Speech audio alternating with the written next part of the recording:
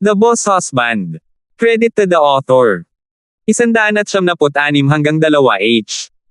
Ang kwentong ito ay rated SPJ. Striktong patnubay sa mga walang jowa.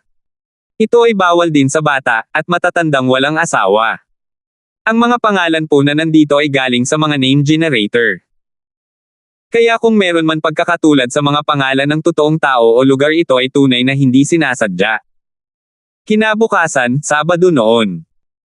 Pagkatapos magpalipis ng gabi sa Roslyn Bar, si Justin na na-renew ng enerhiya ay nakabalik lang sa Dragon Garden sa oras ng almusal. Tulad ng dati, si Marian ay nagsuot ng mabulaklak na pijama at nakaupong mag-isa sa malaking hapagkainan, eleganteng kumakain ng kanyang almusal. Nang makitang pumasok si Justin, walang pakialam siyang tumingin sa kanya, na itinuturing na pagbati sa kanya, pagkatapos ay nagpatuloy sa pagkain. Nakasuot ng apron, lumabas si Yuna sa kusina na may dalang isang plato ng mga egg pancake. Nang makita si Justin na hindi umuwi kagabi, hindi niya tinanong kung nasaan siya, at sa halip ay hinimok siya na maupo. Nakangiting sabi niya, "Young master, alam kong babalik ka sa oras na ito, handa na ang iyong chopsticks at bowl." Napatingin si Justin sa mesa, at mayroon talagang isang pares ng chopstick at isang walang laman na mangkok na nakalagay. Hindi niya maiwasang makonsensya dahil labis ang tiwala ni Yuna sa kanya, sa kabila ng katotohanang nagkataon lang na bumalik siya sa oras na ito. Kung hindi dahil natulog si Roslyn na parang maliit na baboy, baka nagpatuloy siya sa isa pang round bago bumalik. "Yuna, kung mananatili ako sa gabi, huwag ihanda ang aking bahagi para sa almusal." Prangka na sabi ni Justin. Tumutol si Yuna, isang usapin kung babalik ka o hindi, samantalang ibang-iba naman ang bagay kung pinaghahandaan kita o hindi. Paghahanda para sa lahat ang ibig sabihin ng pagiging pamilya. Wala na akong mas magandang gawin pa rin. Habang sinasabi iyon, masayang bumalik si Yuna sa kusina. Si Justin ay naupo nang magkaharap kay Marian. Akmang kukuha siya ng isang mangkok ng congee, na pagtanto niyang ang pahayagan kaninang umaga ay nakalagay sa tabi ng rice cooker. Iyon ay isang pahayagan sa lungsod ng Stonegate. Sa pahina kung saan ito binuksan, mayroong isang malaking pamagat na nakabold, ang mag-asawang rich second generation ay masigasig na naghalikan sa isang sports car, na nagdadala ng kaguluhan sa isang night market sa mga suburb. Sa ibaba ng pamagat, mayroong isang imahe na naka-zoom in, na nagpapakita ng isang kapansin-pansing sapphire blue na kotse, na may magkasintahang mahigpit na magkayakap at nagbabahagi ng matinding halik. Nang hindi binanggit kung ano ang nangyayari sa pag-aakalang rich second generation na iyon, ang mga taong nakita ni Justin sa larawan ay halatang siya at si Roslyn. Hindi man kinuha ang mga mukha nila sa harapan at may outfit ni Masterine lang at side view, siguradong makikilala siya ng mga taong pamilyar sa kanya. Crap! Nakalagay sa dyaryo. Ang pahayagang ito ay halang binasa ng tahimik na si Marian kaninang umaga, at sinasadya niyang inilagay sa tabi ng rice cooker niya. Gayunpaman, siya ay kasalukuyang kumakain ng kanyang almusal sa katahimikan, walang saya o kalungkutan, na parang walang nangyari. Ito ay nagkakahalaga ng pag-iisip. Kung nangyari ito sa nakaraan, malamang nabibigyan siya ni Maria ng ilang sarkastikong pananalita at titingin sa kanya ng may paghamak. Gayunpaman, pagkatapos ng kanilang mga araw na magkasama, ang dalawa ay lalong naging parang isang tunay na mag-asawa, o maaari mong sabihin na nagsimula silang magkaroon ng damdamin para sa isa't isa. Sa ganoong sitwasyon, ginamit ni Marian ang pinakadirektang paraan para ipakita sa kanya na alam niyang may hinalikan itong ibang babae. Nakapalabas pa nga ito sa dyaryo, ngunit nanatili siyang kalmado at hindi umiimik. Si Justin ay natural na hindi makapaniwala na walang pakialam si Marian. Kung wala siyang pakialam, hindi na niya ito tatanungin kung kinasusuklaman siya nito kahapon, at hindi siya magiging sobrang depressed. Kung iisipin, maaaring isa lang ang dahilan kung bakit niya ito ginawa. Ipinapahiwatig niya na maaari niyang magpanggap na hindi niya ito nakita, kaya hindi niya kailangang makonsensya, ngunit hindi rin siya dapat magpatuloy na kumapit sa isang pagkakamaling nagawa niya. Hindi niya sinasadyang ilagay sa panganib si Talia, siya ay kaawa-awa at inosente, at gusto niyang tretuhin ng may higit na pangunawa ng kanyang asawa na maliwanag na, manloloko. Habang iniisip ni Justin kung gaano ka-cute ang kanyang asawa sa pag-iisip ng ganito, tumayo si Marian at walang sigla sinabi, tapos na akong kumain. Sumunod, walang ekspresyon siyang umakyat sa hagdan. Naalala ni Justin ang bagay na ipinangako niya kay Talia, at mabilis na sinabi, Darling Marian, sasama ako kay Talia sa kanyang hometown sa susunod na linggo, para lang ipaalam sa iyo. Huminto si Marian sa hagdanan at marahang gumawa ng tunog bilang paninindigan. Ito ay pagkilala na naiintindihan niya. Tulad ng inaasahan ni Justin, hindi nagtanong si Marian, ngunit hindi niya alam na napag-usapan na ito ng dalawang babae noon pa. Sinimulan ni Justin na ubusin ang kanyang pagkain, ngunit makalipas ang ilang sandali, bumaba muli si Marian na umakyat sa itaas. Nakasuot siya ng komportableng puting damit na may burden na mga bulaklak, at may hawak na itim na handbag na gawa sa balat ng ahas. Nakalugay ang buhok niya sa balikat niya na parang fresh and innocenteng university graduate. Noong una ay naisip niya na ang workaholic na ito ay nagnanais na magtrabaho muli sa buong araw, ngunit dahil maganda ang kanyang pananamit, hindi naiwasang itanong ni Justin, Honey, saan ka pupunta? Nakaupo si Marian sa hagdan ng pasukan habang nakasuot ng pink na sapatos na pang sports. Sagot niya, lalabas ako. Sa anumang kaso, hindi ito sa isang night market. 176 hanggang 2. Ubo-ubo. Halos mabulunan ni Justin ang kanyang egg pancake at awkwardly ngumiti pabalik. Bagamat ang sisiw na ito ay hindi gustong mag-harp sa bagay na ito, marahil ay nakakaramdam pa rin siya ng kirot sa loob. Dahil sinabi ni Marian ang ganoong bagay, hindi na nagkaroon ng lakas ng loob si Justin na magtanong pa. Actually, hindi naman niya ito sinisisi, ang naging reaksyon niya kahapon ay dahil lang sa hindi siya sanay sa ganitong side niya. Ngayong ang kanyang paluloko ay nakita na ng buong Stonegate, nakaramdam siya ng kaunting guilty dahil nasa bahay lang siya. Ang pinaka hindi nakapagsalita kay Justin ay ang pag-uugali ni Yuna. Halatang alam niyang siya ang nasa dyaryo, gayunpaman, ganoon pa rin ang pakikitungo niya rito. Dahil dito, medyo nahihiya si Justin sa kabila ng kanyang makapal na balat. Pagkatapos ipaalam sa kanila, tinawagan ni Justin si Talia. Nag-book sila ng mga tiket sa eroplano patungo sa lalawigan ng Sichuan para sa isang flight sa Lunes, at ang daan patungo sa bayan ni Talia sa kabundukan ay maaayos pagdating nila sa Sichuan. Pagkatapos ng ilang oras na manood ng TV sa bahay at kumain ng masarap na tanghalian na ginawa ni Yuna, balak ni Justin na umidlip, ngunit bigla siyang nakatanggap ng tawag. Pagsuri sa kanyang telepono, napagtanto ni Justin na ang tumatawag ay si Jinky. Mula noong una niyang pakikipag-usap kay Oldly, hindi na muling nakipag-ugnayan si Justin kay Jinky, habang si Jinky ay hindi tumatawag o nag-message sa kanya hanggang ngayon. Nag-alinlangan siya, ngunit dahil nag-aalala siya na may problema si Jinky, kinuha pa rin ni Justin ang telepono, Jingjing, may problema ba?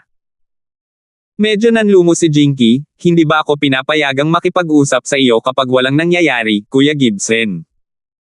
Tahimik na bumantong hininga si Justin, Jingjing, dapat kang makinig sa iyong ama. Kung walang importante, mas mabuting huwag na tayong mag-contact ng madalas. Ay, gusto kong sumama ka sa akin sa orphanage, hindi ba iyon dapat, Kuya Gibson? Sabi ni Jinky na may pag-asa na tono. Nakaramdam ng hindi komportable si Justin sa loob, ngunit sa pag-iisip kung paano siya halos nagmamakaawa sa kanya ni matandang Lee, pinatigas niya ang kanyang pasya, Jingjing, kailangan mong pumunta doon, kailangan kong magpahinga. Natahimik sandali si Jinky, pagkatapos ay nagsabi ng, okay, at ibinaba ang telepono. Narinig ni Justin ang tunog ng pagpuputol ng tawag, at nakahinga ng maluwag. Mahirap talagang tanggihan ang inosenteng babaeng ito, lalo na kapag naiisip niya ang mga panahong magkasama sila, na nagpasakit sa puso ni Justin. Gayunpaman, dahil nagpasya siyang mamuhay tulad ng isang normal na tao sa lipunan, hindi niya maaaring baliwalain ang mga opinyon at pangangailangan ng iba.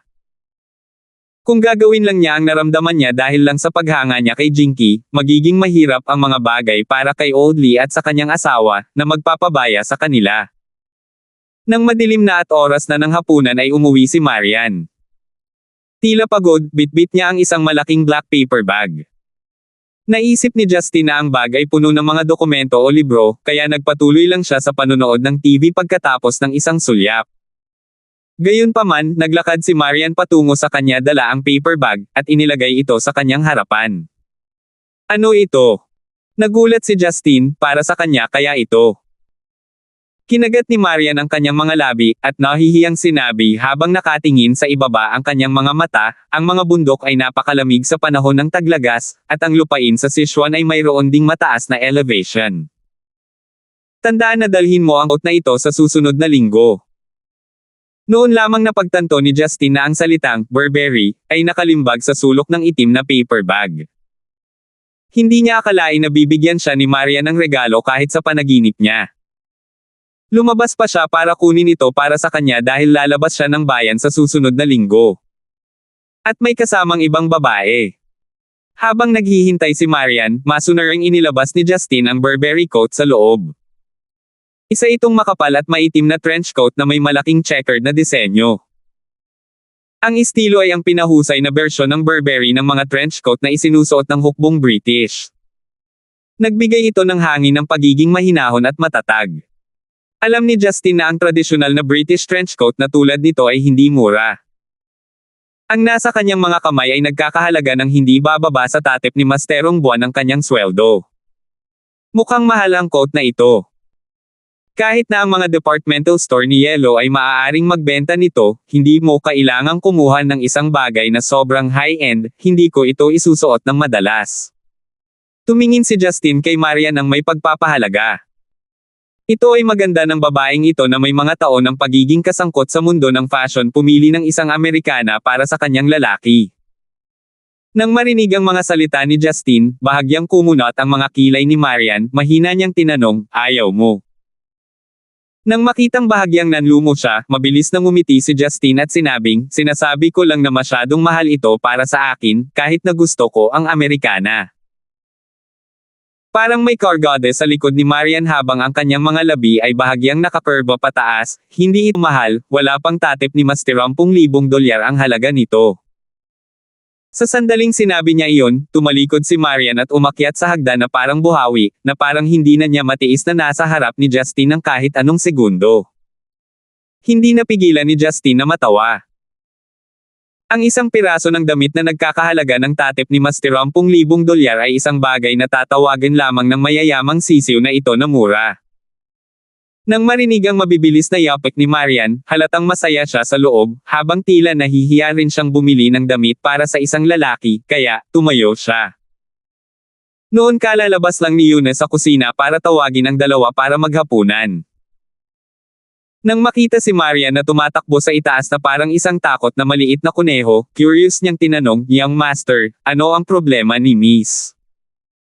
Ngumisi si Justine, itinaas ang kanyang bagong coat sa kanya, at sinabing, hindi niya kinaya ang papuri mula sa kanyang asawa. Si Yuna ay isang maliwanag na babae, at agad na naunawaan ang ibig niyang sabihin. Hindi niya maiwasang takpan ang kanyang bibig at tumawa, ang kanyang mga mata ay naging hugis ng 2 gasoklay na buwan, at tila nasisiyahan siya. Tahimik na nagdalamhati si Justine kung paanong ang mahiyain at cute na bahaging ito ni Marian ay tila ibang-iba sa isa na malamig na nagpakana at nagpabagsak ng 2 nakalistang kumpanya tulad at Bird You Go. Ang puso ng isang babae ay talagang malalim na hindi masusukat. 197. Noong Lunes ng hapon, bitbit ang kanyang bag at naglakad at pumasok sa Stonegate Airport gaya ng ipinangako. Mabilis siyang bumalik sa paliparan na ito, at lumilipad pa nga kasama ang parehong tao, si Talia. Gayunpaman, ang relasyon ng dalawa ay umunlad ng milya sa pagitan noon hanggang ngayon. Nakasuot si Talia ng isang pares ng salaming pang-araw na nakatikip sa kalahati ng kanyang mukha. May dala siyang napakalaking malita, at nakasuot ng body-hugging sports attire na nagpamukha sa kanya na hindi kapani-pani walang masigla. Ngumunguya siya sa gum, nakinig ng musika gamit ang kanyang earphones, at tumingin sa kanyang relo. Kanina pa siya nandoon. Nang makita si Justine na dahan-daang lumalapit, magiliw na ibinaba ni Talia ang kanyang salaming pang-araw at inikat ang kanyang mga mata sa kanya, bakit kailangan kitang hintayin sa bawat oras? Hindi ba pwedeng mas maaga kang dumating na parang gentleman? Kabuuan lang ng 2 beses, ano ang ibig mong sabihin sa bawat oras? Si Justin ay hindi nahiya nang ipasok niya ang isang kamay sa bulsa ng hoodie ni Talia, umaasang makakahanap siya ng isang piraso ng chewing gum para sa kanyang sarili. Sa napakaraming turista sa paligid, natural na nakita ni Talia na nakakahiya ito, patuloy niyang hinampas ang kamay ni Justin sa gulat, ano ang hinahawakan mo? Wala ng gum. Walang nahanap si Justin sa bulsa, ngunit hindi siya nagmamadaling ilabas ang kanyang kamay. Sa paghihiwalay ng mga damit nito, hinimas niya ang malambot at katangi-tanging baywang ni Talia, at hinugot lamang ito kapag nasiyahan na siya. Galit na galit si Talia kaya namula ang kanyang mukha, kinurot niya ng ilang beses ang baywang ni Justin, at patuloy na bumubulong ng galit, ang alam mo lang gawin ay bully ako, isang ginang. Kung may kakayahan ka, subukan mong samantalahin ang iyong asawa. Biglang naisip ni Justin ang isang parirala, ang isang may bahay ay walang karapatang pantao. Gayunpaman, hindi niya sinabi na hindi siya naglakas loob na sabihin ito sa harap ni Talia. Nagtawanan ng dalawa nang makasakay sila sa eroplano, at aabutin ng halos 4 na oras bago sila makarating sa Sichuan. Nakita ni Justin ang nakangiting mga air stewardesses, at agad na naalala ang walang puso na sisiw na si Joyce Ann. Nauna silang nangako na sa susunod na mabangga siya nito ay kailangan na nitong magbitiw sa pagiging babae nito. Iniisip ni Justin kung dapat ba niyang tingnan kung saang airline siya nagtatrabaho, para magkaroon ng mas mataas na pagkakataong mahuli siya. Matapos lumipad ng mahigit 30 oras, pumasok ang eroplano sa teritoryo ng Sichuan, at unti-unting bumaba. Sa pagdaan sa makapal na ulap, makikita ang tanawin ng Sichuan mula sa mga bintana ng cabin. Umupo si Talia sa tabi ng bintana, at tinitigan ang tuloy-tuloy na kabundukan sa isang iglap. Pinapasok ng lunti ang tanawin. Mahigit sa 10 taon na ang nakalipas mula noong huli kang narito, tama ba? Nakikita ni Justin ang kalungkutan sa kanyang mga mata, kaya inalis niya ang kanyang atensyon. Namumula ang mga mata ni Talia, at tumango siya. Oo, naaalala ko pa kung gaano kahirap noon, ang pagtahak sa mga bundok at lambak na ito hanggang sa Stone Gate. Hindi ko inaasahan na isang araw ay uupo ako sa likod ng eroplano. Para akong pumasok sa ibang mundo. Nakabili ka ba ng regalo sa nanay mo? Tanong ni Justin. Hindi ko sinasabi sa iyo. Sa sandaling binanggit niya ang kanyang ina, si Talia ay tila na puno ng kagalakan at pag-asa. Halatang hindi na siya makapaghintay na makita ang nag-iisang kamag-anak. Makalipas ang kalahating oras, lumapag ang eroplano sa paliparan. Ayon sa sinabi ni Talia, ang kanyang bayan ay nasa loob ng Kilian Mountains, at isang maliit na nayon sa bundok na tinatawag na Kunshan Village. Dahil ito ay masyadong malayo, kailangan muna nilang sumakay ng tren papunta sa paligid ng mga bundok, pagkatapos ay sumakay ng bus na umiikot sa bundok hanggang sa mga panloob na rehiyon. Sa wakas, kailangan nilang maglakad ng mahigit 10 milya para makarating doon. Nang marinig ang masalimuot na paglalakbay na ito sa transportasyon, nangangati ang anit ni Justin, at hindi niya naiwasang tanungin si Talia, "Oy, hindi naman siguro walang kuryente ang iyong bayan, di ba?" Pinandilatan siya ni Talia, "Kung walang kuryente, paano ko tatawagan ang aking ina?" Magulo ang paglalakbay doon, ngunit may kuryente pa rin doon. Hindi gaanong kaliit ang aming nayon, kung susumayan natin ang hilaga at timog na bahagi nito, daan-daang mga kabahayan. Nakahinga ng maluwag si Justin. Isang bagay na tulad ng isang candlelight dinner ay magiging romantikong gawin paminsan-minsan, ngunit kasuklam-suklam na maranasan araw-araw. Matapos sumakay ng taxi ang dalawa papunta sa istasyon ng tren, napagtanto nila na ang tren papunta sa rehiyon ng Kilian Mountains ay ang mga makalumang tren na mabagal at maingay. Nag-take off lang din ito bandang 2:00 ng hapon. Pagkatapos bumili ng tiket, nag-lunch ang dalawa sa food stall sa train station, saka sumakay sa tren. Walang masyadong tao sa tren. Nang magsimulang humandar ang tren, makikita na sa 12-dosenang mga tao, wala pang 20 sa kanila ay mga umuuwi na mga taga-nayon, habang ang iba ay mga taga-nayon na lumabas lamang sa maghapon upang magbenta ng kanilang mga lokal na paninda. Habang nakaupo sila sa matigas na upuan sa cabin, nagsimulang makatulog si Talia, at mabilis siyang nakatulog sa mesa sa harap nila sa kabila ng ingay ng tren. Dahil 2 oras ang biyahe sa tren at mayroon itong tatip ni Masterong hinto sa pagitan, hindi nagtagal ay nakarating na sila sa unang hintuan, at isang alo ng mga tao ang sumakay. Ito ay isang grupo ng mga lalaki na nagsuot ng mga sira na damit at may dalang kawayan ng mga poste sa balikat. Naninigarilyo pa nga ang ilan sa kanila, na nagpaamoy ng usok sa buong cabin. Dahil luma na ang mga pasilidad ng tren na ito at halos walang pangangasiwa sa mga tren dito, walang sino man ang humarap sa mga masasamang paraan ng mga lalaki. Nakasakay na sila sa tren na may maputik na sapatos na dumidonje sa sahig, ngunit nakasanayan na ito ng lahat. 177 hanggang 2. Ang baho at ingay ang gumising kay Talia. Inaantok niyang iminulat ang kanyang mga mata, tumingin sa mga taong umakyat at sa mga naninigarilyo, at nakasimangot. Matapos umalis sa lugar na ito ng napakatagal at bumalik upang makita silang hindi nagbabago, naramdaman niya na medyo hindi siya sanay dito. Sa sandaling ito napansin sila ng mga bastos na lalaki, at ang mga masasamang tao ay itinoon ang kanilang mga tingin kay Talia. Ang mga babaeng naninirahan sa kabundukan ay karaniwang walang laman at maitim ang balat dahil sa Walang laman at maitim ang balat. Ang balat dahil sa pagtatrabaho sa araw sa loob ng maraming taon, paano magkakaroon ng isang sunod sa moda at magandang babae na may malambot na balat tulad ni Talia dito. Higit pa rito, dahil hindi siya nakakaramdam ng hindi komportable sa sandaling iyon, bahagyang nakakunot ang kanyang mga kilay, at mukha siyang marupok tulad ni Lindayo nang siya ay sipon. Ito ay nagpabalik-balik sa mga lalaki. Tip ni Master, si Lindayo ay isang kathang-isip na karakter mula sa nobela, The Dream of Red Chamber. Sa wakas ay may isang lalaking nakakulay na hindi na nakayanan. Umalis siya sa kanyang upuan, at pumunta sa tabi ni Justine. Habang tinitingnan ang bahagyang kinakabahang mukha ni Talia, ngumiti siya kay Justine, ipinakita ang kanyang dilaw at itim na ngipin, kaibigan, taga saan ka? Si Justine ay nasa kalagitnaan ng pagtingin sa tanawin sa labas ng bintana. Ang mga pagbabago sa cabin ay hindi nakakaapekto sa kanya.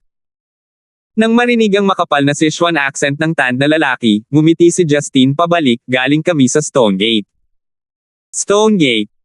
Binigyan sila ng tan na lalaki ng isang nakatatakot na tingin. Pinalaki niya si Justine, hindi nakapagtataka, kung titingnan mo ang iyong mga damit at mukha, talagang iba kayo sa aming mga taga-nayon.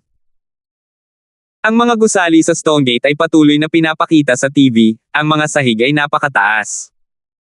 Jeez, hindi ba kayo natatakot na bumagsak ang gusali kapag ganoong kataas ang tirahan ninyo? Nang marinig ang ganoong walang utak na tanong, hindi alam ni Justine kung paano sasagutin, hindi ko alam, at hindi ko naisip iyon dati. Ang isa pang lalaki sa nayon ay nagsalita ng may panunuya, Black Loach, bakit ka naghahabulan? Kung mayroon kang sasabihin, dumiretso ka sa punto. Ibinalik ni Black Loach ang tingin sa kanila, pagkatapos ay nagpatuloy sa pagsasalita kay Justine, kaibigan, pupunta ka sa bundok. Para saan? Makikita natin ang isang napakahalagang tao. Malabong sabi ni Justine. Nang mapanood si Justine na aktual na nakikipag-chat sa lalaking iyon na nagngangalang Black Loach, walang magawa siyang tumingin sa labas ng bintana na parang hindi niya napapansin. Tumawa si Black Loach, friend, napakaganda ng asawa mo. Ang aming mga bundok ay hindi nagbunga ng isang batang babae na kasing ganda niya sa daan-daang taon. Ang lahat ng babae rito ay may mga kamay na mas magaspang kaysa sa aming mga lalaki, at ang mga buhok sa kanilang mga binti ay maaaring mapagkamalang buhok sa kanilang mga ulo. Ngumiti si Justine nang hindi nagpapahiwatig ng anumang kasunduan o hindi pagkakasundo. Napansin niya na medyo nanginginig ang mga balikat ni Talia, at napagtanto na ang mga babaeng taga-bundok na ininsulto ng lalaking ito ay kasama siya at ang kanyang ina. Ito ay tiyak na ikinagalit niya. Biglang lumipat si Black Loach sa tenga ni Justine, at bamulong, kaibigan, lahat tayong magkakapatid ay gustong sumubok ng delicacy. Tulungan kami ng iyong asawa at bigyan kami ng kasiyahan sa buong buhay sa cabin na ito, okay? Bagamat sinadya na niyang hininaan ang kanyang boses, siya ay napaka-boorish pa rin, at tila narinig din ito ni Talia. Si Talia na sa lahat ng oras ay naiinis sa mga taong ito sa wakas ay hindi napigil ang hampasin ang mesa sa galit. Namumula ang mukha niyang pinarusahan, kudlom. Mawala. Nag-outburst si Talia, ngunit halatang hindi niya napag-usapan na ito ng mga lalaki. Ang iba pang 6 na bastos na lalaki na nasa kanilang mga upuan ay bumangon at pinalibutan sila ng mga mapang-akit ng ngiti. Tumayo din si Black Roach, at nagsalita ng malakas na may malungkot na tono, "Married lass, who are you calling hoodlums? May nasabi o nagawa ba kami sayo? Sa tingin mo ba kaming mga taga-bundok ay madaling mabuli?" Napansin ng ibang mga pasahero sa cabin na may nangyayari dito. Ang ilan sa kanila ay nangangailangan lamang ng sulyap upang malaman kung ano ang nangyayari, at tumingin kay Talia ng may simpatiya, habang ang iba ay tila naaaliw at interesadong panoorin ang susunod na nangyari. Parang hindi ito ang unang beses na ginawa nila ito. Kayong mga tao. Sa sandaling ito napagtanto ni Talia na nahulog siya sa isang bitag. Pagtingin sa kumpol ng mga lalaking nagsisiksikan sa kinauupuan niya, hindi niya masabi ang sinabi ni Black Roach kanina. Bukod dito, wala itong silbi kahit na ginawa niya, dahil ang mga taong ito ay gustong kunin siya, at gustong samantalahin siya. Tumayo si Justin, hinawakan ang kamay ni Talia, at minaasa ito. Pinaalalahanan si Talia na kasama niya si Justin, at gumaan ang loob niya. Alam niyang may nakakatakot si Justin sa kanya, at ang mga taong ito ay hindi maghahawak ng kandila laban sa kanya. Gayunpaman, hindi madaling gawain para sa kanya na ilabas ang galit sa loob.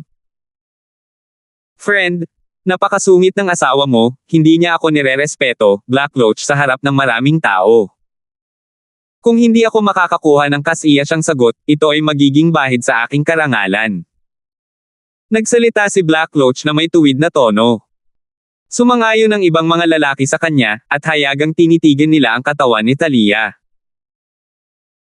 Pinaupo ni Justin si Talia, at pinag-isipan niya kung bugbugin ang mga taong ito, o itatapon sila sa labas ng tren at hahayaan silang maglakad pauwi sa mga bundok mismo. Gayunpaman, muling nagbago ang sitwasyon. Isang mahabang kawayan na poste sa balikat ang biglang nabasag sa isa sa mga lalaking nakapalibot sa kanila sa isang pahilig na anggulo. 178. Ang lalaking nataman ay napaungol sa sariwang dugong umaagos sa kanyang ulo. Natamba siya, gamulong sa lupa dahil sa sakit. Sa sandaling ito, lumingon ang lahat at nakitang ang nakabangga sa lalaking iyon ay isang batang nakapusod na babae na nakasuot ng sobrang laki ng pulang Amerikana. Mukhang nasa 16 na taong gulang siya. Siya ay mukhang mas matanda kaysa marahil sa kanya dahil ang mga tao sa kabundukan ay mabilis na nagmature at nagtrabaho ng husto sa mga gawaing pagsasaka. Pinandilatan niya ang mga lalaking may matingkad na madilim na mga mata na parang isang galit na leon. Binigyan ni Justin si Talia ng nagtatanong na tingin. Pinsan kaya ni Talia ang mukhang maselang binibini na ito?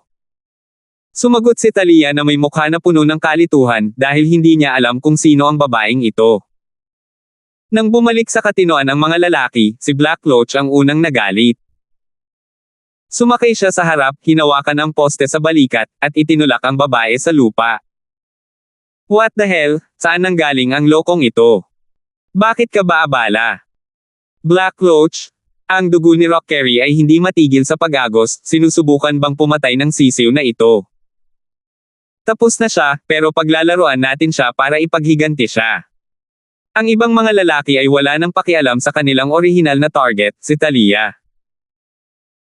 Namumula ang kanilang mga mata habang ang lalaking nagngangalang Rockery ay tinulungang makaupo, at pagkatapos ay sinugod nila ang babae.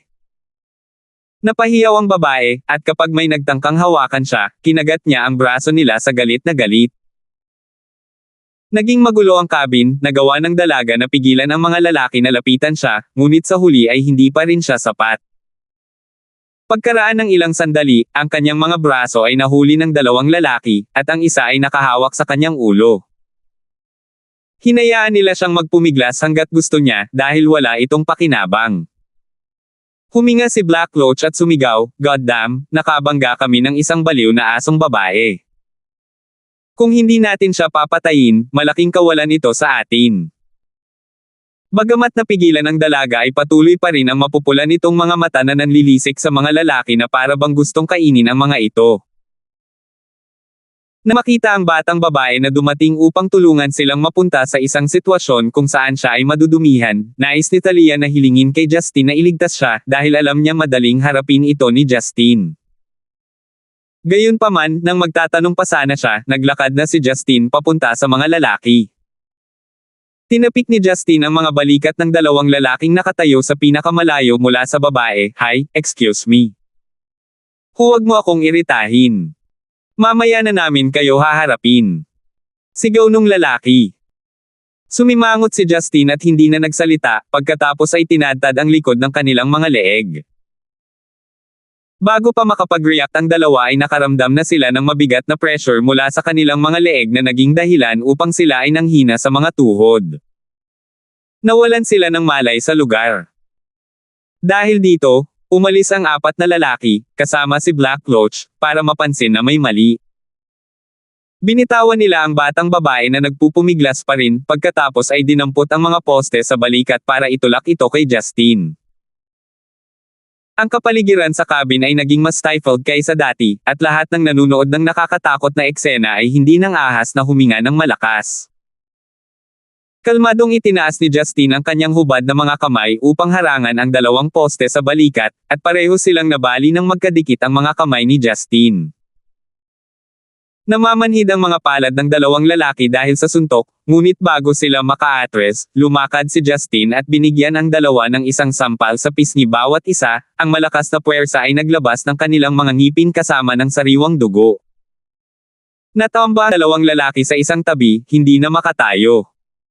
Si Black Loach at ang isa pang lalaking nakatayo sa pinakamalayo ay natakot. Nagpatuloy sila sa pag-urong hanggang sa makarating sila sa dulo ng cabin. Dahan-daang naglakad si Justin pasulong, pagkatapos ay lumingon upang buksan ang pinto ng cabin. Ang isang lumang tren ng ganitong uri ay gumagalaw ng napakabagal. Matapos buksan ang pinto, narinig ang tunog ng hangin kasama ng mga tunog ng mga gulong ng tren. Gayunpaman, walang maingay dahil nagkataon na umaakyat ang tren sa isang dalesdes na nagpabagal pa. Itinuro ni Justin ang pagbukas ng pinto at sinabing, tatalon ka ba, o itatapon kita. Agad na namutip ni Mastera ang tand na mukha ni Black Loach dahil sa takot. Big. Kuya. Nagkamali kami. Mangyaring huwag. Bago makapagpatuloy si Black Loach, naiinip na hinawakan ni Justin ang kwelyo ni Black Loach, at walang ekspresyong hinaila siya palabas. Inihagi si Black Loach gamit ang kanyang poste sa balikat at gamulong sa damuhan. Matapos gamulong ng ilang beses dahil sa inertia, naiwan siya sa alikabok. Tumingin si Justin sa ibang lalaki na dumulas ang likod sa dingding ng tren, pagkatapos ay bumantong hininga, mukhang wala ka ng lakas para tumalon. Bago makapagpatuloy sa pagsasalita si Justin, sumigaw ang lalaki ng hindi, at halos tumalon palabas ng cabin. Sa mga natitirang lalaki, maliban sa nakakaawa na lalaki na walang malay at duguan ang ulo na naiwan sa isang upuan, ang iba ay kinaladkad sa pinto at isa-isang itinapon palabas. Agad na isinara ang pinto pagkatapos. Nakita ng ibang mga pasahero sa tren ang ginawa ni Justin, at subconsciously nagtago sa tapat ng cabin. Tiningnan din nila si Justin nang may takot. Matagal nang tinulungan ni Talia ang dalaga. Pinaupo niya ang dalaga sa tabi niya, at kumuha ng tisyo para panasan ang mga luha sa mukha ng dalaga. Nang bumalik si Justin sa kanyang upuan, halatang medyo natakot sa kanya ang batang babae. Palihim niyang sinulyapan si Justin, at agad na binawi ang kanyang tingin. Awkwardly siyang umupo sa tabi ni Talia. 178 hanggang 2. Justin, kunin mo ang mga corn sausages na inihanda ko, at hayaan mo si Ella. Utos ni Talia. Tip ni Master, parang mga sausage na may totoong mais sa loob, hindi corn dog oo. At ang pagdaragdag ng sa likod ng pangalan ng isang tao ay isang anyo ng pagmamahal na katulad ng Chankon sa Japanese. Ngumiti si Justin at sinabi, Ella ang pangalan ng dalagang ito. Tiyak na mabilis kayong mag-chat. Pamela ang pangalan niya, at Ella ang pangalan ng alaga niya, maganda ang pakinggan, di ba? Magiliw na hinaplos ni Talia ang ponytail ni Pamela. Talagang nagustuhan ni Talia ang lubos na estranghero na may lakas ng loob na tumulong. Inilagay ni Justine ang ilang merienda sa mesa, at agad itong inalok ni Talia kay Pamela. Ilang beses na mahinang tinanggihan ni Pamela ang kanyang mabuting kalooban, ngunit hindi niya kinaya ang mabagsik na tingin ni Talia, kaya wala siyang pagpipilian kundi ang kumadyot sa mga ito. Unti-unti, napagtanto ni Pamela kung gaano kabait silang dalawa, at nakaka-relax. Dahil gutom siya, inubos niya ang 2 sausage at 1 piraso ng tokwa, nang hindi man lang hinayaang maubos ang sauce sa kanyang mga daliri. Bumantong hininga si Talia, at gumamit ng tisyo upang marahan na panasan ang mga labi ni Pamela. Nagugutom ka pa ba? Gusto mo bang kumain ng kaunti pa? Umiling si Pamela, at nagsalita sa malinaw na boses, "Okay lang ako, salamat, kuya at sister. Huwag masyadong magalang sa amin, ang pag-retreat sa iyo ng merienda ay walang halaga kumpara sa ginawa mo para sa amin." Sabi ni Talia. Pagkatapos ay kumuha siya ng mas maraming pagkain para ialay kay Pamela. Mabilis na hinawakan ni Pamela ang kamay ni Talia para pigilan siya, "Okay lang talaga, kuya. Kung nalaman ng nanay ko na napakakapal ng balat ko, siguradong bugbugin niya ako. Napakabait mong bata, sinong magtitiis na bugbugin ka?" Bueno, maliban sa grupo ng masasamang tao na itinapon sa labas ng tren. Nakangiting sabi ni Talia. Tumingin si Pamela kay Justine ng may paggalang, "Kuya, malakas ka talaga. Wala pa akong nakitang lalaking kasing lakas mo sa alinmang baryo natin." Sadyang ngumiti si Justine. Ang lakas na ginamit niya kanina ay hindi gaano, kung talagang ginamit niya ang kanyang tunay na lakas, baka mahimatay ang dalaga sa takot. "Pamela, uuwi ka na ba?" May magandang impresyon si Justine sa matapat na dalagang ito. Bagamat isa rin siyang babae sa nayon, ang hitsura ni Ella ay mas karaniwan kaysa kay Rowena noong kararating lang niya sa Stonegate. Gayunpaman, mayroon siyang tiyaga ng isang panther na hinangaan niya. Nakabawi na si Ella mula sa kaba, at nang makita kung gaano kabait ang dalawa, nagbukas siya. Tumango siya at nakangiting sinabi, "Oo, nakatira ako sa Kunshan Village, kailangan ko pang maglakad ng malayo pagkatapos bumaba sa hintuan ko para makauwi." "Kuya at ate, nandito ba kayo para magbakasyon?" Nayon ng Kunshan. Lumiwanag ang mga mata ni Talia, nagulat siya, "Yay! Ella, kaya kababayan ko kayo." Nang marinig ang mga salita ni Talia, natigilan si Ella, "Kuya, taga Kunshan ka rin?"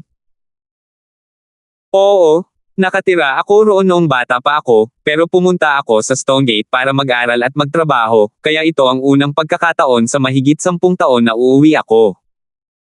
Pinagtagpo talaga tayo ng tadhana." Si Talia ay labis na natuwa. Napuno rin ng saya si Ella, "Big sis, saang side ka ba galing?" "Nakatira ako sa timog na bahagi ng nayon, ikaw naman?" Malungkot na sinabi ni Talia, "Oh, so galing ka sa south part, ako naman sa north part. I guess hindi mo makikilala ang mga tao sa pamilya ko, malamang maliit ka pa noong umalis ako sa village. But anyway, the 2 parts are just separated by a mountaintop, we can still meet again after we return home." Masayang sandali para sa dalawang babae ang biglang pagkabangga sa isang kababayan lalo na pagkatapos ng nangyari kanina. Maraming paksang pinag-uusapan ang dalawa, at nagsimulang magdaldala ng walang tigil. Nakita kung gaano kasaya si Talia, nalagay din sa magandang mood si Justine. Noong una siyang bumalik sa Zenica, naramdaman niya ang matinding katapatan sa lugar na ito, kahit alam niya lang na mayroon siyang dugong Zen icon sa kanya. May isip kung gaano kapanabik para kay Talia na bumalik sa kung saan siya lumaki at nagkaroon ng maraming magagandang alaala. Dahil si Talia ay hindi nakapunta sa Kunshan Village sa loob ng maraming taon, agad siyang nagtanong tungkol sa maraming pagbabago sa Kunshan Village. Before they knew it, mahigit 1 oras na silang nag-chat. Habang nakikipag-chat, napag-alaman na hindi pa nakapagtapos ng middle school si Pamela bago siya umalis upang ibenta ang mga lokal na specialty ng kanilang bundok sa lungsod para sa kanyang pamilya. Sa simula, sumama siya sa kanyang ina, ngunit mula sa simula ng nakaraang taon, dala niyang mag-isa ang pasanin na ito. Unti-unti nang maging pamilyar siya kina Justin at Talia, natural niyang tinawag silang Kuya Gibson at Ate Talia. Habang nag-uusap sila, nang natuyo na ang bibig ni Pamela at namamaos ang kanyang boses, napagtanto ni Talia na matagal na silang nag-chat.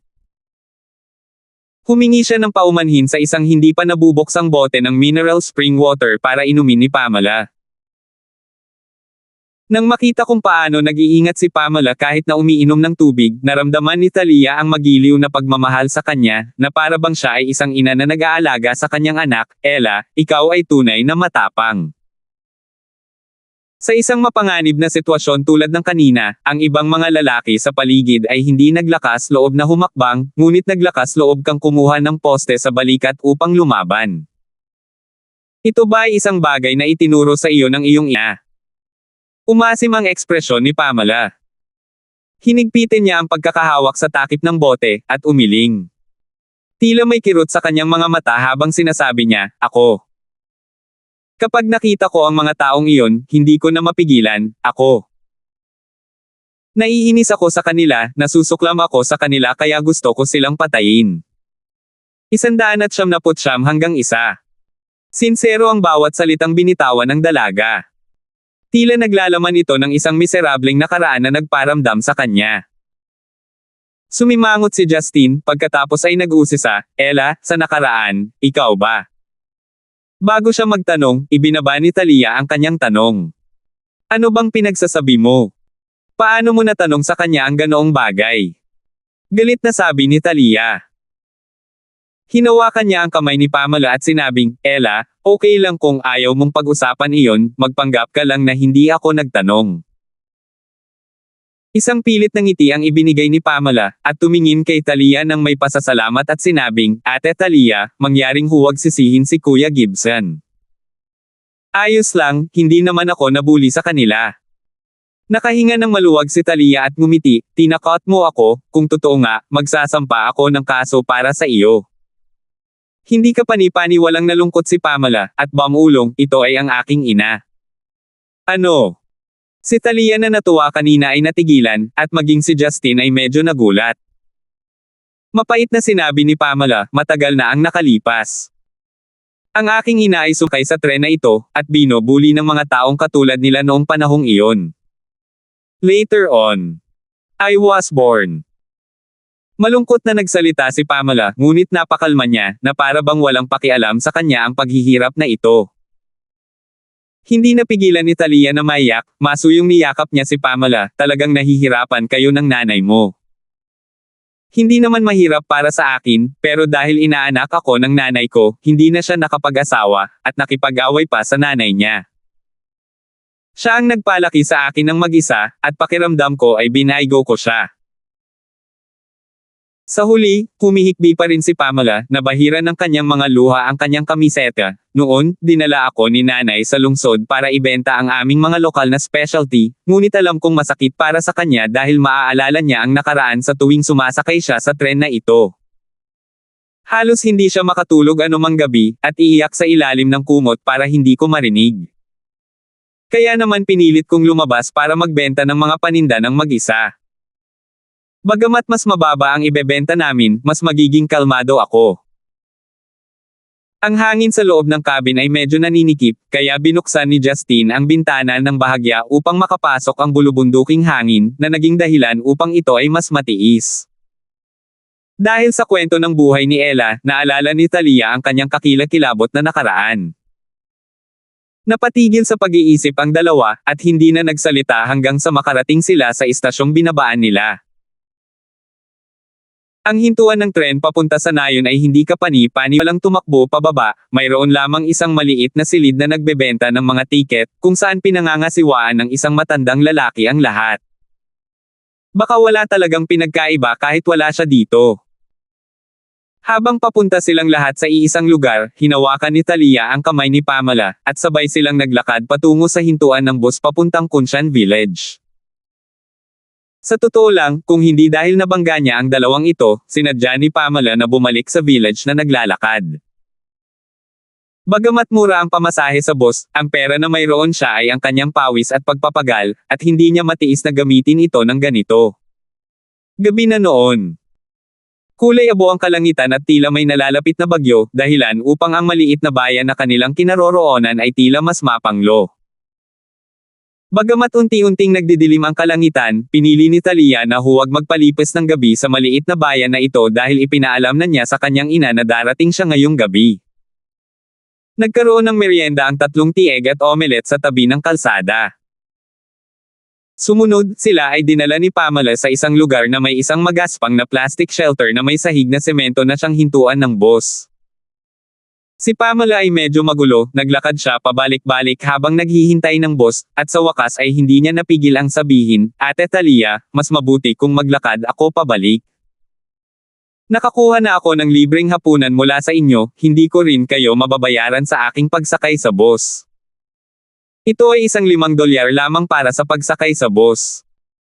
Ito ay isang maliit na halaga ng pera para sa kanila na nakatira sa Stonegate, ngunit para sa teenager na ito ay isang malaking pabor na hindi niya matanggap. Nagkunwaring galit si Talia habang sinasabi niya, "Ayaw mo bang sumama sa amin?" Hindi iyon. Mahirap lang para sa akin na tanggapin ang ganoong kabaitan." Mahinang sagot ni Pamela. Hindi napigilan ni Talia na haplasan ang mukha ni Pamela, "O tingnan mo, katulad mo rin ako noon. Kahit na mas bata pa ako sa iyo noong mga panahong iyon, hindi ko maiwasang makitang napaka-pamilyar mo. You need not feel apologetic over this, just think of me as your elder sister who's take care of you."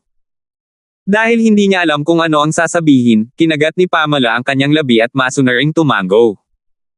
Matapos maghintay ng isa pang 15 minuto, dahan-daang dumating ang isang lumang minibus sa hintuan ng bus.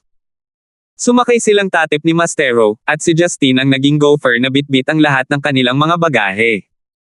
Bago sila sumakay, 5 tao lang ang nasa bus kasama na ang driver.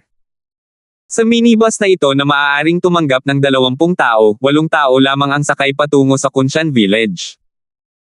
Dahil maraming hintuan sa daan, paminsan-minsan ay humihinto ang bus, ngunit humigit kumulang 15 tao lang ang nasa bus makalipas ang 2 oras nang malapit na itong makarating sa Kunshan Village. Dumaan ang bus sa huling burol, at malapit na sila sa Kunshan Village. Ngunit sakto sa oras na ito na kumilos ang madilim na ulap sa kalangitan, at nagpaputok ng kidlat na paulit-ulit na tumama sa lupa. Sa halos parehong oras, nagsimulang bumuhos ang malakas na ulan na parang ninanais ng mga Diyos, na tinatakpan ng tubig ulan ang lahat ng nakikita ng mga mata. Maraming bahagi ng taksil na kalsada ang gumuho at hindi maatim na maputik, na naging dahilan upang mas mabagal ang bus kaysa dati. Habang pinapanood ang pagbuhos ng ulan, hinawakan ni Talia si Pamela sa kanyang mga braso. Tila labis na nag-aalala ang dalaga dahil kailangan niyang lockerin ang 2 pang burol upang makarating sa kanyang tahanan. "Ayos lang, pwede ka namang magpalipas ng gabi sa bahay ko. Napakagabi na, ngunit kailangan mong maglakad sa mga burol kapag umuulan. Masyadong delikado iyon." Inaliw siya ni Talia. Umiling si Pamela, "Hindi mangyayari yan, Ate Talia. Napakaraming taon na ang nakalipas mula nang bumalik ka para bisitahin ang iyong ina, hindi ako maaaring manghimasok sa oras na ganito. At saka, mag-aalala rin ang nanay ko.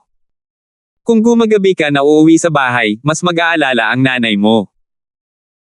Ang mga daanan sa kabundukan ay madulas kapag umuulan, kung sakaling mahulog ka, ano ang gagawin ng iyong ina? Makinig ka sa akin, magpalipas ng gabi sa aking lugar." Sabi ni Talia na may mapang-utos na tono. Gusto siyang tanggihan ni Pamela, ngunit sa pagtingin sa bagyo na tila lumalawak, wala siyang magagawa kundi sabihin, "Kung tumila ang ulan, uuwi na ako." 179 hanggang 2.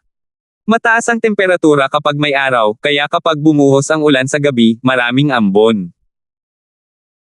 Sa kabutihang palad, walang masyadong traffic sa daan, kaya ligtas na nakarating ang bus sa hintuan ng bus ng Kunshan Village pagkatapos ng matinding paghihirap. Bumaba muna si Justine para buksan ang payong na dala ni Talia, pagkatapos ay inalalayan ang 2 babae pagkababa nila. Dahil maputik at madulas ang lupa, labis silang nag-ingat. Pagkababa ng bus, napagtanto ni Talia na mayroon lamang isang payong para sa kanilang tatip ni Mastero.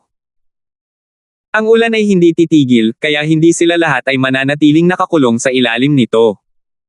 Walang magawa, tumingin siya kay Justine.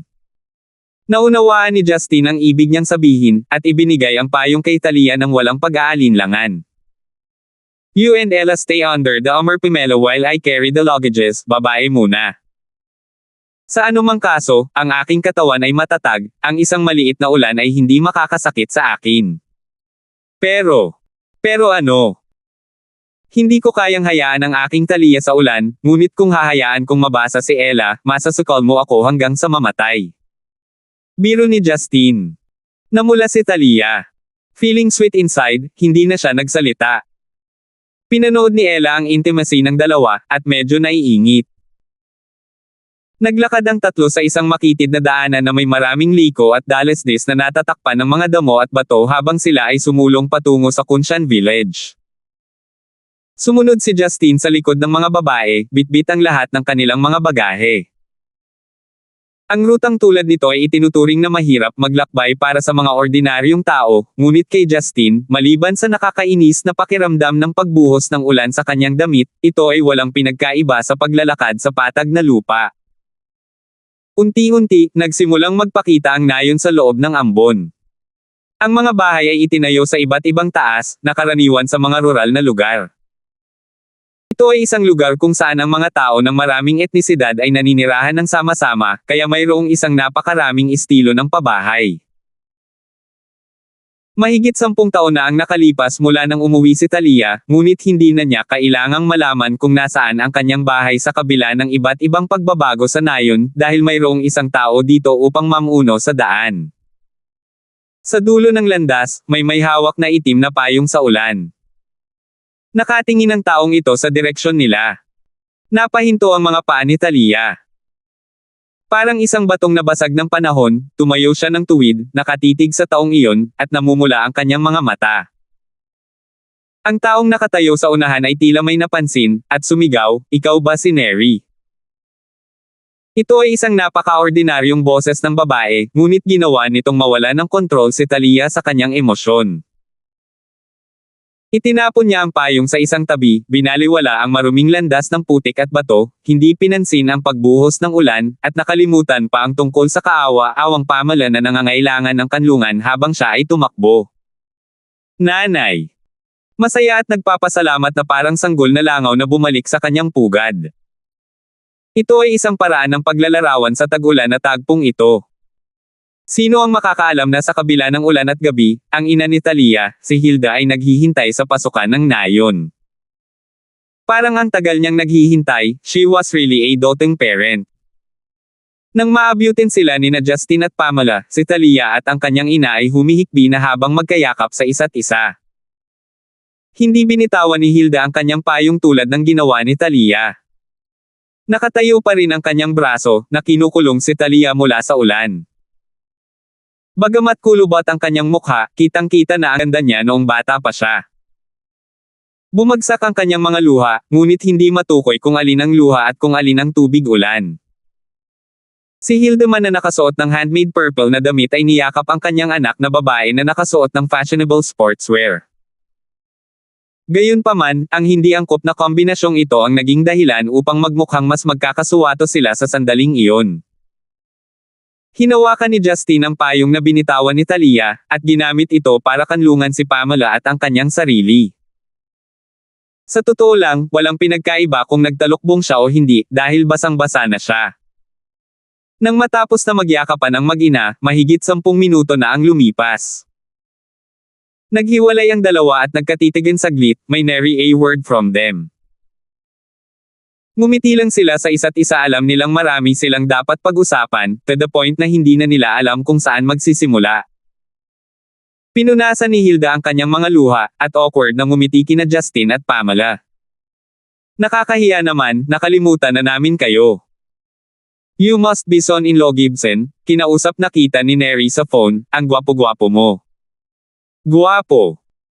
Mukhang ito ang unang beses na may magsasabing maganda ako, kaya ba ay lalo akong nagiging kaaya-aya sa mata habang lumilipas ang panahon sa biyenang ito. Pero ito ang unang beses na nagkita sila. Hindi inaasahan ni Justin na ganoon kadaling tawagin ng biyenan na ito ang kanyang manugang, ngunit bilang isang taong makapal ang balat, tinanggap niya ito ng natatawa. Sa halip, si Talia ang nagpalipat-lipat ng mga mata sa kanya nang may parehong galit at saya. Nang mapansin ang pagkalito ni Hilda nang tumingin kay Pamela, ipinaliwanag ni Talia, "Nay, ito ay isang batang babae mula sa timog na bahagi ng nayon. Sumama siya sa amin, ngunit dahil madilim at umuulan, gusto kong hayaan siyang manatili sa gabi. Ang kanyang pangalan ay Pamela, maaari mo siyang tawaging Ella." Naunawaan ni Hilda ang sitwasyon, at magiliw na hinawakan ang kamay ni Pamela, "Huwag kang mahiya, binibini. Sumunod ka sa akin, handa na rin ang hapunan." "Salamat po, Auntie." Medyo nakalaan pa rin si Pamela, ngunit nagpasalamat pa rin siya ng may matamis na ngiti. Bilang resulta, hinawakan ni Talia ang kanyang ina habang naglalakad silang apat papunta sa kanyang bahay. Kung ikukumpara sa nauna, si Talia ay halatang mas masaya. Ito ay isang pakiramdam ng kagalakan kapag muling nakasama ang pamilya, na mas ikinainggit ni Justin. Gayunpaman, paminsan-minsan ay sumulyap si Hilda kay Justin ng may ngiti, at ito ang uri ng ngiti na tila mas lalo niya itong nagustuhan. Dahil dito, nangangati ang anit ni Justin. "Hindi ko pa yata nabibigyan ng regalo ang biyenang ito. Hindi kaya napansin na niya ang pagiging tapat, maaasahan, dalisay, at mabait ko, ang katangian kong pagiging birhen kaysa birhen, at nagkagusto na sa akin." 200. Ang bahay ni Talia ay gawa sa kahoy. Ito ay may kabuoang 2 palapag, na may mga Japanese creeper na tumubo sa mga dingding. Nang makapasok na sila at ibinaba ang kanilang mga bagahe, tinawag ni Hilda si Justin, "Son-in-law Gibson, basang-basa ka na. Dapat mo munang patuyuan ang iyong sarili at magpalit ng malinis na damit. Maaari kang matulog kasama si Neri sa tamang silid sa 2 palapag ngayong gabi." "Nay," mabilis na sumingit si Talia, "hayaan mo akong matulog sa iyo." Kung tutuusin, hindi pa umuusad ang dalawa sa ganoong yugto. Minsang naisipan ni Talia na matulog kay Justin, nahihiya siya kaya agad siyang nagpatunog ng bugle call para sa retreat. Nakangiting sagot ni Hilda, "Ano bang sinasabi mo? Nasa hustong gulang ka na, paano kayo natutulog kasama ang iyong ina?" Bago makaisip si Talia ng counter, magiliw na tinanong ni Hilda si Pamela, "Ella, maliit lang ang bahay ko, okay ka bang matulog sa kwarto ko ngayong gabi?" Binigyan ni Ella si Talia ng "gusto kong tumulong ngunit nakatali ang aking mga kamay" na ekspresyon, pagkatapos ay masayang tumango. Namula si Talia at mukhang layaw na bata sa kanyang ina, ngunit nagkunwari si Hilda na hindi ito nakita, at tinanong si Justin, "Anak na lalaki Gibson, dapat ay mayroon kang damit na mapapalitan, tama ba? Magpalit ka na ng damit na ito at ako na ang maglalaba para sa iyo, magiging malinis ito pagkatapos matuyo sa araw bukas." Pinahahalagahan ni Justin ang biyenang ito na kakakilala pa lang niya, naniniwala siya na mayroon itong mahusay na pananaw, dahil ang pagpapadala ng kanyang anak na babae sa kanya ay tiyak na isang desisyon na hindi maaaring maging mas matalino. Ang mga lalaki ay laging mabilis magpalit ng damit kumpara sa mga babae. Umakyat si Justin sa silid sa 2 palapag, at nagsimulang magpalit ng malinis na damit habang pinagmamasdan ang mga lumang kasangkapan sa silid. Nagsuot siya ng long-sleeved shirt at pantalon. Bagamat hindi siya nakaramdam ng lamig, mas magiging ordinaryo siya sa pagpapalit ng mga damit na tulad nito. Pagbaba niya, amoy langis at usok. Sa wakas ay bumalik na si Talia sa tabi ng kanyang ina, at natural na mayroong hindi mabilang na mga paksang pag-uusapan sa kanya. Sa kabilang banda, ang binibini Pamela ay naghanda ng mga ligaw na gulay, at paminsan-minsan ay nakikilahok sa pag-uusap. Nag-e-enjoy ang tatip ni masterong babae. Mukhang hindi tama para sa isang may sapat na gulang na tulad ni Justin na lumahok sa kanilang mga pag-uusap, kaya hinailan niya ang isang upuang kawayan at umupo sa looban.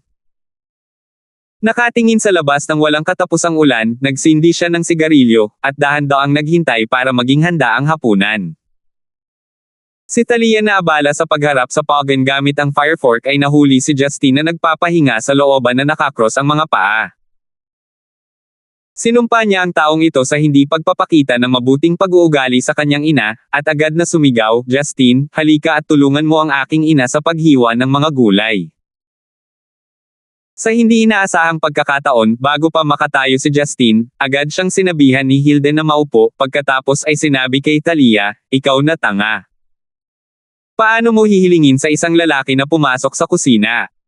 Insensible. Dahil pinagalitan ng kanyang ina, si Talia ay tahimik na nagpout. Ang panunood sa matapang na babaeng karera na si Talia ay kumikilos na parang bino-bully na bata ay hindi kapani-pani walang nakaaaliw kay Justin, nakaupo siya doon na tumatawa. Mama, pinagtatawanan niya ako. Marahan na ba ang ulong si Talia kay Hilda? Tumingin si Hilda kay Justin at tumawa ng may kasiyahan.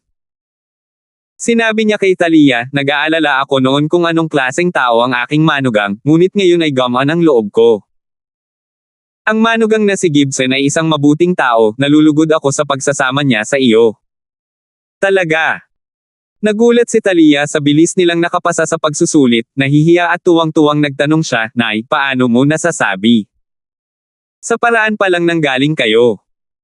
Nagdala siya ng napakaraming bagahe mag-isa, at hindi man lang nagtalukbong ng payong. Sa pasukan ng aming nayon, nakatayo siya doon na basang-basa, ngunit hindi umimik kahit isang salita ng reklamo. Hindi niya sinubukang kumita ng pabor sa akin, at hindi siya kumilos ng mataas at makapangyarihan. Simple at maaasahan ang lalaking tulad nito. Kaya naman Neri, sobrang kontento na ako sa lalaking pinili mo. Nang marinig ito, tumingin si Talia sa nagngangalang Justin, at nakaramdam ng tamis sa loob. Bigla niyang naramdaman na parang walang dapat ikalungkot. Naging mabait ang langit sa kanya. Hindi inaasahan ni Justin na magugustuhan siya ni Hilda. Wala sa kanya ang mga bagay tulad ng pagdadala ng mga bagahe at pagbabad sa ulan, kaya walang dahilan para magreklamo siya. Tungkol naman sa pagbutlik sa kanyang biyenan, hindi naman sa ayaw niya, pero hindi niya talaga alam kung paano, natatakot siya na baka mali ang lugar niya. Ang tatlong babae ay nag-uusap habang nagluluto na may mahusay na kahusayan. Pagkaraan ng ilang sandali, naglabas sila ng 6 na pinggan mula sa kusina, at iminungkahi ni Talia na ilipat ang square table sa pasukan para ma-enjoy nila ang simoy ng hangin. Kaya, nakaupo sila sa ilalim ng mga ambi, at ang 40 watt tungsten light bulb ay nagbigay ng dim at pare-parehong mainit na liwanag. Sa mesa ay isang manok ng bundok, mga ligaw na halaman, at ilang ordinaryong gulay sa bundok. Sa isang oras kung saan ang ibang mga tao ay natutulog, sila ay naghahaponan. Naglabas si Hilde ng isang malaking bote ng soda, at nakangiting sinabi, ito ang rice wine nanay ninyo, na tinimplahan ko noong nakaraang taon. Medyo masarap ang lasa. Malapit ko nang matapos, pero nung nalaman kong darating kayo, sinadya kong itabi. Hindi mapigilan ni Justin na matuwa sa loob. Hindi ba ito mahusay? Itinuturing na niya ang kanyang sarili na, nanay ko. Nagulat si Talia, Nay, umiinom ka ba? Naalala ko na hindi ka pala umiinom noon. Nako, mahigit 1 dekada na. Neri, malaki ka na ngang babae, di ba mama mo, magbago din ako. Kapag ang isang tao ay walang magawa, ang pag-inom ng kaunting alak ay makatutulong sa pagharap sa pagkabagot. Ang mga salita ni Hilda ay parang casual, ngunit nang marinig ito ni Talia, sumakit ang kanyang puso. Pakiramdam niya ay nabigo siyang sumama sa kanyang ina, at malungkot na sinabi, Nay, pasensya na po. Ngumiti si Hilda at tinapik ang noo ni Talia, babae, ano ang dapat ipagpatawad? Ngayong matagumpay ka na sa Stonegate, ipinagmalaki mo ito. Pinuri rin ako ng iba sa pagkakaroon ko ng mabuting anak. Medyo naiinip lang ako mag-isa dito, hindi naman kulang sa pagkain o damit. Hindi umiinom si Pamela, kaya tahimik siyang kumain habang sina Justin at Talia ay parehong nagbuhos ng 1 tasa ng rice wine para sa kanilang sarili. 200 hanggang 2. Sa pagsasalita tungkol sa nakaraan, naalala ni Talia ang isang bagay na mahalaga, at mabilis na nagtanong, by the way, Mom, bumalik ba si Francis? Hindi na niya pinansin ang kanyang stepfather na nagbigay sa kanila ng walang katapusang problema. Sa pagsasalita tungkol kay Francis, huminto ang mga galaw ni Hilda. Bumantong hininga siya, pagkatapos ay nagsabi, ilang araw ang nakalipas, narinig ko ang isang taong bumalik na nagsabing siya ay hinahabol ng ilang mga loan shark, at wala na akong narinig pa. Dahil pinirmahan na ni Francis ang dokumento ng diborsyo at natatakot kina Talia at Justin, hindi na lang siya nang ahas na umuwi at humingi ng pera. Kaya naman, maliit o walang pagkakataon na talagang babalik siya. Nakahinga ng maluwag si Talia, pagkatapos ay itinaas ang kanyang tasa at sinabing, Nay, mag-toast tayo sa wakas na mabubuhay ka ng mapayapa. Masayang itinaas ni Hilda ang kanyang tasa, at emosyonal na sinabi, oo, nakaraan na ang lahat ngayon. Sa isang kisap mata, ikakasal na ang aking anak, matanda na ako, at bumisita si son-in-law na si Gibson. Si Justin ay natural na mahilig mag-toast kasama ang kanyang magiging biyenan. Mabaw nga ang homebrewed rice wine na ito, kanina pa niya ito pinagnanasaan, dahil wala pang masarap na alak na ganito sa ibang bansa. Pamela, isipin mo na lang na sarili mong tahanan ito, kumain ka pa. Sinabi ni Hilda sa nakareserbang Pamela, at naglagay ng karne sa kanyang mangkok. Mabilis na nagpasalamat sa kanya si Pamela, pagkatapos ay ibinaba ang kanyang chopstick at tumayo, ako. Tita Hilda, ilalabas ko na ang sopas ng kabute mula sa kusina, dapat tapos na. O sige na. Ngumiti si Hilda, napakaalalahanin ni Pamela. Nang pumasok si Pamela sa kusina, sinabi ni Talia kay Hilda, Nay, babalik ako sa pagkakataong ito na may balak na dalhin ka sa Stonegate. Ay empake ang iyong mga gamit, at umalis ka sa amin sa loob ng 2 araw pakiusap. Napabuntong hininga si Hilda, Neri, alam ni nanay na anak ka, ngunit mahigit 40 taon na akong nanirahan dito, at malapit ng mag-50. Paano ako makakaalis ng ganun lang? At saka, kahit na pumunta ako sa isang malaking lungsod, ako ay magiging isang ganap na bumpkin ng bansa. Pareho kayong may trabaho, samantalang ako hindi naman talaga makapagtrabaho.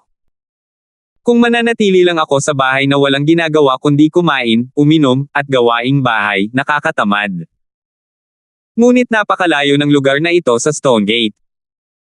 Inay, walang mag-aalaga sa iyo kapag tumanda dito, nag-aalala sa akin. Nag-aalalang sabi ni Talia. Si Hilda ay hindi isang matigas na tao. Alam niya na kung walang sino man sa paligid na mag-aalaga sa kanya, magkakaroon siya ng hindi mabilang na mga problema sa kanyang mga huling taon. Hindi niya napigil ang humigop ng alak ng tahimik, pagkatapos ay sinabi, Neri, hayaan mo akong isaalang-alang ito. Hindi ka ba aalis kahit ilang araw lang? Sasagutin kita pagdating ng panahon, okay lang ba? Tumango lang si Talia bilang tugon, at itinigil ang paksang ito sa ngayon. Ngumunguya si Justin sa mga gulay habang sumasakit ang ulo dahil sa proposal ni Talia.